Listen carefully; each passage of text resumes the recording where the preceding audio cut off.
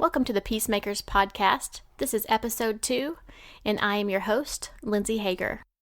This show is all about showing up for the Enneagram Type 9s.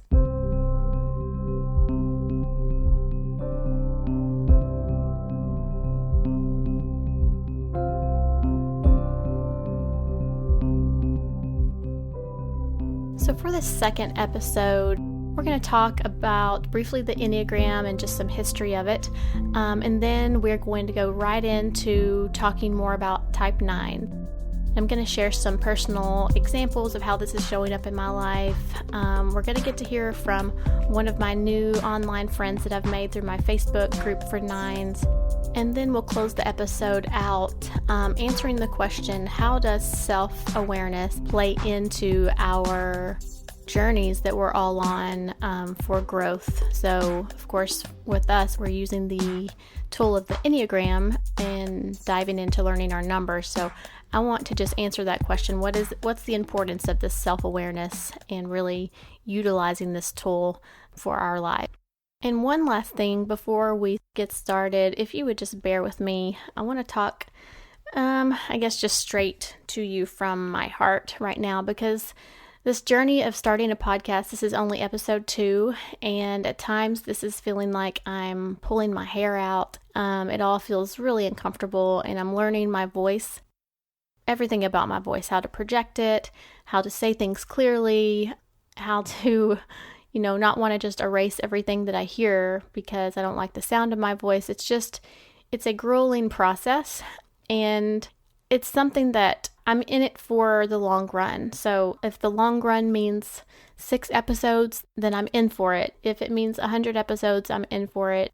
I want to be as honest with you as I can, because I think that my honesty in putting myself out there like this is going to be really important for me as someone that's always held myself back in the background of my life, and I have not pushed myself forward.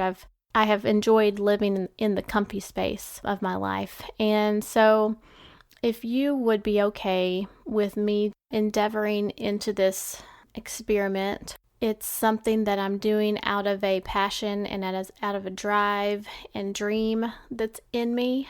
It feels uncomfortable, but there is still that voice inside me that's pushing me to keep going, even though it's not easy.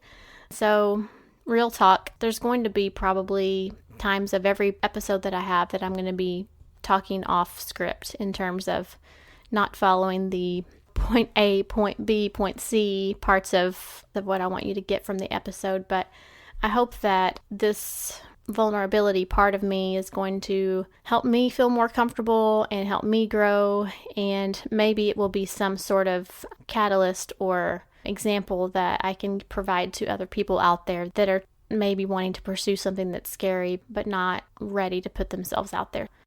So you may have heard that the Enneagram has 9 different ways or 9 different patterns of showing up. And if you don't yet know your type, I've put together a 1-page descriptor of each of the types, 1 through 9.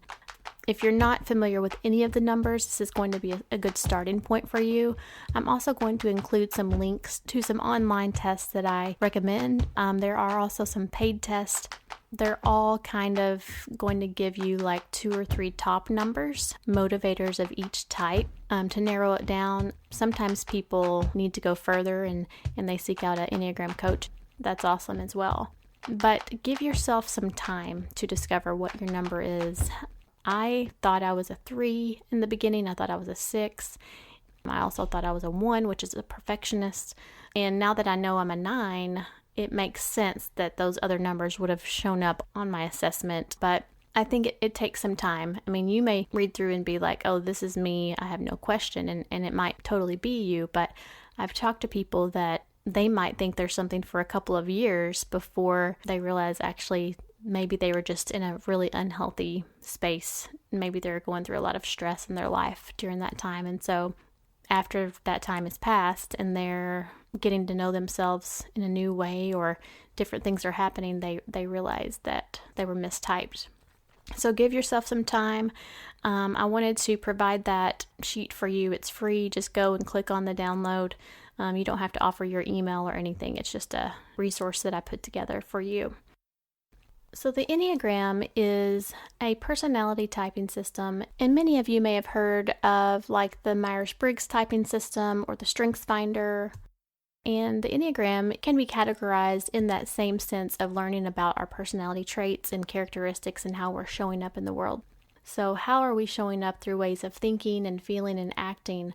But I think the unique aspect of the Enneagram is that it focuses on those unconscious motivators. And so a lot of people are finding more resonance with it because maybe they've lived throughout their life similar to me, that they know they have these patterns that they just are continually living through, but they might not know, like, am I the only one that lives through this? Is this just unique to me? Or they've been trying to work past it, and it's just something they can't seem to get over the hurdles of those parts of their personality.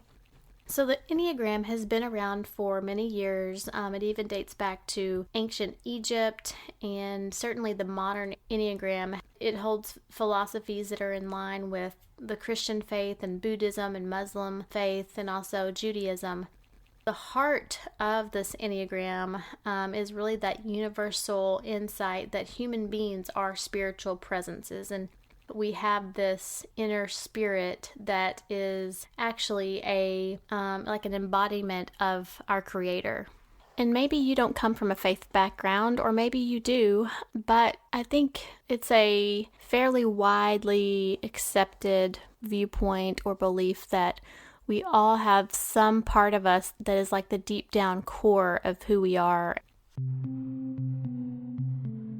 In the book, The Wisdom of the Enneagram, they describe this spirit or this true nature as our essence. One thing it says is, if we can stay in the present, in our discomfort, we will also feel something that's arising in us. Something that's more real, it's capable, something that's sensitive, exquisitely aware of ourselves and our surroundings. So like there's this something that's deep down in us, and what they call it's the I beyond the name of the personality, or it's without personality, and it's our true nature. So I'm not going to be getting too philosophical in this podcast, or even though I have a Christian faith, I'm not even coming at this through the lens of Christianity. I totally value those Enneagram coaches and people out there that are taking the Enneagram and pairing it up through the lens of their faith. There's a lot of meat and value that we can find just by using this tool and applying it to our lives and getting to know ourselves and just bringing more of that self-awareness so that we can show up in the world more of our full selves, our true selves. And, whatever religion or faith you have, we're all kind of living life in a way that is informed maybe by those teachings that we believe. But ultimately, I think we just want to bring love to others. We want to be the best we can be. We want to be loving to others. And there is a commonality among, most of these teachings and faiths that are out there. So I want to give you my description that I've pulled together from different sources of the Peacemaker, the type 9. So the Peacemakers are receptive and good-natured. We are supportive. We seek union with others and the world around us. We don't like being judgmental towards others. We're fairly accepting, and most of us would say that we're easygoing, or most people would say that about us, that we're easygoing, and we can just bring like a calm presence to the room that we're in. Now, often I am projecting that calm presence outward, but I'm not feeling that calmness inside me, and I'm learning that a lot of times that's because I was listening to a podcast the other day. I think it was The Art of Growth, and they had a Type 9 panel, and somebody in that panel said, we 9s have learned to absorb the anxiety of the room. It's like I'm feeling that tension or that emotion, and I'm just bringing it right inside to my body. So everyone else around me they're like, oh, you just seem so calm in that situation. Like, you just handled it so well. And I'm like, oh my gosh, I was dying inside, trying to hold myself together or, swallow my words. Because of our desire to avoid conflict, we minimize things that are upsetting. Someone might come in and tell us there was just a 3-car pileup out in the front yard, and somebody has run into our mailbox. And I'm the one that's like, all right, well, it's going to be okay. Is everybody safe? And maybe I'm thinking at that moment, oh gosh, this is horrible. Or, maybe I am really like, this is going to be okay. But somehow those emotions that most people would be like projecting outward, somehow that's going to catch up with me. And I am going to feel that later on if I'm not feeling it right there in the moment. It's like I go into this autopilot of protecting myself and trying to bring calm to others in those situations. And then it could come out later on through me just needing a long nap, or it might come out through me snapping at my husband or my daughter, or I might just get kind of quiet for a few days. And all these things are happening like without me being super conscious that I'm absorbing it and reacting in this way. We're going to talk extensively through the podcast about what that looks like and how to slow ourselves down and how to learn new ways of expressing ourselves and being more in tune with our bodies. But I just wanted to give you a quick example of how often we're just on autopilot and it's just happening without us even thinking. One great things that I love about 9s, we have a gift for helping people. We can make connections pretty naturally. We may not love the big crowd of people, but when we're one-on-one and with people, we have this ability to make others feel comfortable, and we can see all sides of an issue. We can see different people's points of view. So they may be telling us something that we've never even considered, but because we kind of have a sixth sense of empathy and understanding, we can start to see how people arrived to a decision that they made in a situation, or that how they may have felt different ways in different parts of their life. So that's a really great quality that we have that's unique to the type 9. A big part of diving into the Enneagram and in your number is looking at the childhood patterns that each number has. And so we are going to focus some on our childhoods and not to do any deep digging, but really just see some of those childhood messages that we may have received. A website that I use, 9types.com. It's from the authors Barron and Wagele, Enneagram Made Easy.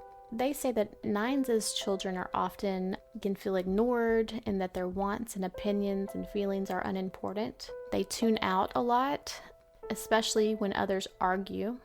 They're good children. They deny anger and they keep that anger to themselves. So I can see some of this in myself, definitely. Just the sentence, they feel ignored and that their needs and wants and opinions are unimportant. It wasn't that my family was trying to ignore me by any means. It's just, the circumstances of being the youngest child. A lot of families I've met that have 3 or 4 kids, and the youngest child is just along for the ride. Often the youngest child seems to be kind of the easygoing one and go with the flow. They're being pulled into the van to go to the soccer game. They're being woken up early in the morning to go for the softball tournament. They're living in a different reality of what the oldest child did when they were born, or the middle child. Even thinking about my daughter, she's an only child, and the world that she's growing up in is having the center of our attention, the center of every moment. She can't get away with anything. We're watching her like a hawk. I'm sure that's pretty smothering to her, by the way. But being the youngest child was also just a gift to me. My sister, a shout out to Alicia, because she made my bed for me. She cleaned my room. She taught me to tie my shoes and to swim. And I remember times that I would be playing Barbies in the floor and I would leave to go to the bathroom and come back and she would have cleaned up everything for me. I didn't have a lot of needs or wants that I even was in touch with. And I don't understand the psyche and how a person's type or personality is developed, on a grand scale. But I'm just kind of supposing that, those are some ways that I may have gotten those messages that I was ignored, or that, my needs weren't important. So I want to share with you, we have a Facebook community for Enneagram 9 stories. That's my Instagram, and that's our Facebook community just for 9s. And a lady that's in there that's become an online friend of mine. She lives in the United Kingdom, and she and I had an interview a few weeks ago, and I asked for her permission to use part of her story. And so I just wanted to share this with you really quick because she's talking about her experience as being a type 9. The anger part of the 9, when do you see that come out for you? Well, do you know, that was a funny thing. That was the most resistant thing about 9, that, I was horrified when I found out about anger, because I felt like that's not in me at all. And a lot of people that know me would say, but you're not an angry person. The reason for that was because I grew up with a father that was extremely angry. And I was very frightened.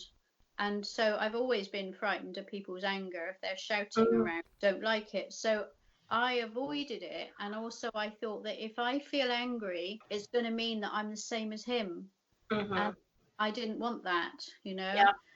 But since then, I've had to work on it. And I do recognize the anger. And a lot of the anger is about feeling like I'm invisible. Yeah. A lot of those experiences of being somewhere and being part of something, but then you're the one that's actually forgotten. There was one time in school and we all had to put things into a box, a time capsule, to be buried in this new building foundations. And I was there with the teacher's verse, and they called every person in turn to come and put their things in, and then forgot about me, and that was like typical. And that, I found, got me into an incredible kind of rage inside about it. Like, why am I not here? When I was a child, it was something I did, I think, to keep myself safe. I thought I put a cloak of invisibility on myself, keep safe, like walking through a room with my dad in it. But then later on, it felt like the cloak had got stuck and I couldn't get it off. And it just made me mad that people didn't experience me as being present when I was like fully there. I'd fully shown up. I was excited. I was ready to contribute. And then the message was, you're not here.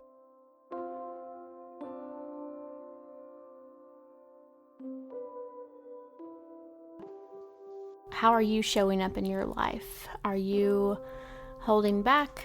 Have you felt at times that you've been invisible in the room? Do you feel like you avoid conflict? The Enneagram 9s that I'm talking to, we definitely all have this inertia. We feel like when we're going strong, we can stay focused, and then as soon as we stop, it can take us a good 3 hours to get up and start back again, or even sometimes days it can take to find that motivation to get going again. And that's been the story of my life. This dance of trying to find ways to conserve my energy so that I can give my full energy to something that I know that's coming up. Or maybe it's that I know something that's coming up ahead of me that I'm not looking forward to. And you better believe that's the time I'm taking lots of naps and just feeling like, oh no, it's like the life is being sucked out of me already and I haven't even gotten to the thing that I'm perceiving to be hard. I just hope that something that you've heard today has resonated with you. I mean, I wanted to give you more of an overview of the Peacemaker, and we're going to go more into the wings and the triads, and we're going to look more at the other numbers and, how they interact in our lives and how knowing those numbers will improve our relationships and the way that we show up for them in their relationships. So I'm just super honored that you have joined me here, and to answer my question that I earlier posed regarding self-awareness and the Enneagram, you're probably seeing, and what I'm learning is that as we're seeing this growth of the Enneagram through Instagram and through the internet, and if you're living in Nashville, you have lots of conferences to go to and workshops. Enneagram is not new, but it's becoming new to the masses. It's becoming commercialized and, like it's the glitzy thing to do right now. But ultimately, what it is doing is it's bringing self-awareness to us. It's already improving my relationships, not only with myself, but with my family and with my husband and daughter. It's helping me see the way out of these patterns that I've been struggling with for a long time.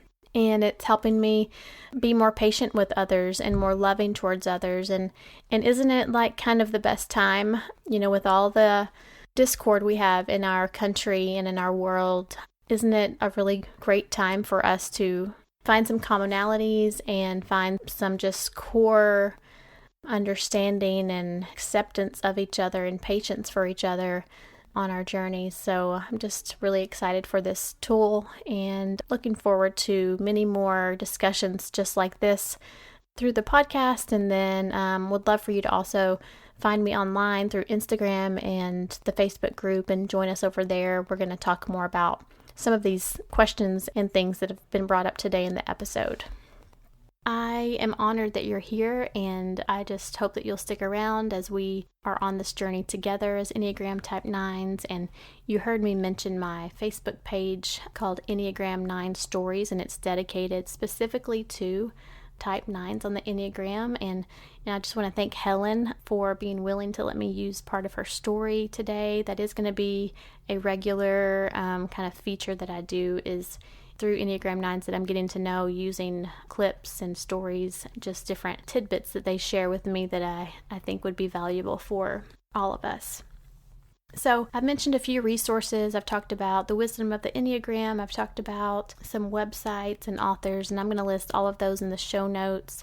I'm also going to be giving away a book that you'll see in the show notes.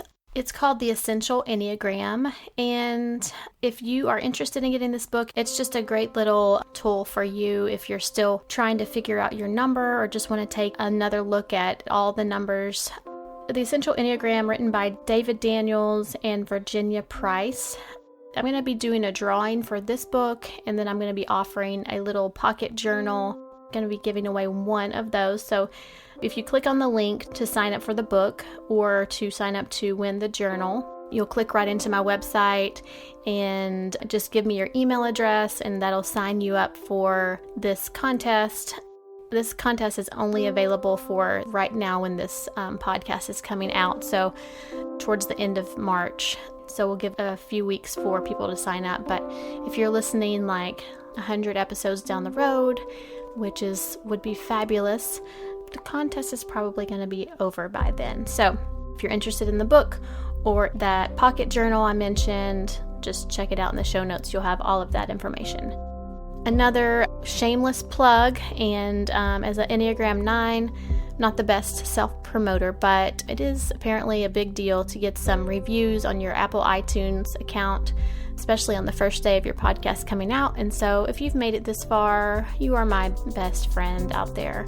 Go on iTunes, leave me a review, show me some love. If you liked it, just tell me what you liked. If you didn't like it, then tell me what you didn't like. I guess that's okay too. So a big shout out to a few people. I feel like I'm giving my Oscar acceptance speech, and so here we go. I want to thank my husband, Jonathan, for the beautiful music he's put into my podcast, and he's a music guy, so he's loving doing that. And then my editor, Erin McLeod, has been awesome to work with.